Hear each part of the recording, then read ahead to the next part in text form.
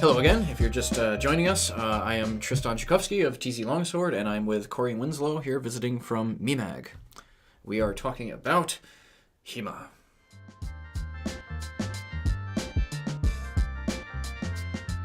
So, yeah, has there ever been a moment where you didn't quite have the answer, at least one that wasn't presented to you in the source material, and you took some sort of leap and things clicked? I know I've certainly had experience with that, dragging in some, let's say, outside influences into my own understanding of the European martial arts. But again, given these gaps, has there been these needs to make a little bit of a leap that work to your advantage? Yeah, definitely. I tried to stay within the confines of the Kunst des Fechtens tradition as much as possible, but there are some aspects of early KDF that you cannot fill in the gaps for without going outside. Like I said, timing and distance are two of those things. They just simply, in the early texts, do not talk much about timing and distance, especially before you engage with your opponent. Yeah. So I would go to places like Joachim Meyer, who, even though he practices a very different art than the one we're exposed to with early Liechtenauer sources, he does actually talk about things like how to enter distance more safely. So those are extremely important in my own interpretations. And like you said, they are kind of frog DNA, even though they're within the same tradition. But I find them essential.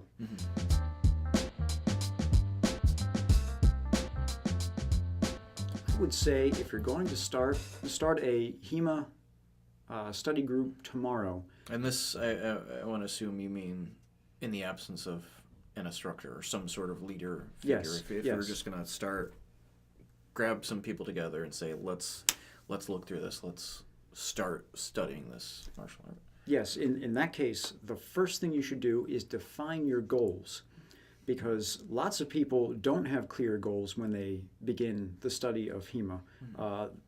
Usually it's something like, I like swords. I want to learn how to use a sword. But they don't ask themselves, in what context? True. Do I want to learn a dueling art? Do I want to learn how to fight multiple opponents? Self-defense? From what time period? I mean, these are all things that I never thought about when I started, because I wasn't really, I wasn't educated enough to know that there were differences between the different arts. Like taking, for example, early KDF, this is focused almost exclusively on judicial dueling. Judicial dueling in the Holy Roman Empire died out sometime, we're told, by about 1500. We're told in Hans Sachs' poem that Emperor Maximilian I outlawed judicial dueling. And then we're giving a list of uses for the art in the absence of the judicial duel. So if you are very interested in history and you're interested in knowing exactly how people from the Holy Roman Empire would learn how to fight in a judicial duel of a very particular social class, then you should learn early KDF. And this also, one of the other big assumptions is it's going to be more or less evenly matched. You have longsword, longsword, or you have a poleaxe and a poleaxe, or stick and a shield and a stick and a shield, but it's always almost on even footing for that right, reason. Yeah. I mean, very, very particular rule sets. I mean, we know from some examples, cuts to the hand were not allowed. So, but we don't have all of that information, so we don't even know the rule sets for something like early KDF. So you have to take all this into account. You have to do a lot of research to decide exactly what it is you want to learn. Do you want to learn self-defense? You might be better suited to learn something like parts of Fiore or even Talhafer, but those aren't even complete systems. So it's the first thing I'd say would be to start looking into the context as much as possible, decide exactly what it is you want to learn, and then go from there. And we can add to that mix, I suppose, also, for better or worse, doing this, entering the HEMA sphere for the purposes of the sport combat aspect. I would imagine that, again, for better or worse, that's probably what draws many people to it now, especially since tournaments have become almost endemic in the community. It's like every weekend, depending on how far you want to travel, you can go to another sportive event, and that in and of itself is its own phenomena. It's its own thing that you can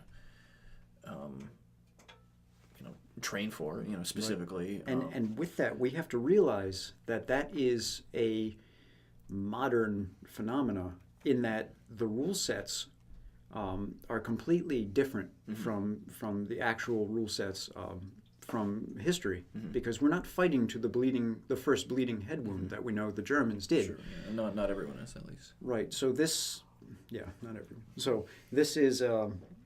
Even though we're calling it HEMA, and it is HEMA, it's still altered. I have a follow-up, actually. So if the primary goal that you're, I guess, challenging new study groups with, or new students with, is to, choose your context, choose your battle, kind of almost literally, that's a fairly hefty process, I would say, for someone who may in fact just want to play with swords, and you're giving them this assignment of, like, well, how, when, with what, with whom. So where do we go from there, I suppose? Assuming that's a very big first step. So assuming the other person, or assuming such a person chooses, okay, I want to do such and such a thing. Next step, can I assume that is looking at a particular source material, like choosing from that, kind of whittling down what you're going to be looking at as far as a source? Right, yeah.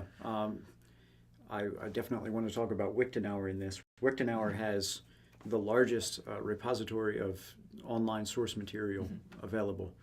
So go to Wichtenauer and check out the sources, and just delve into your area of study.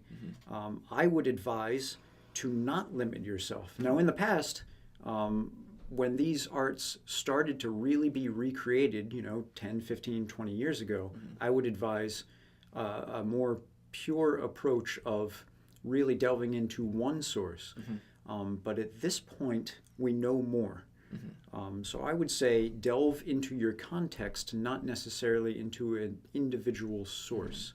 So by we know more, is that an assumption that some of these texts or traditions that the texts are referring to are a little bit more interconnected than we might have assumed in the past? I don't know that they were interconnected, because in today's information age, we share information.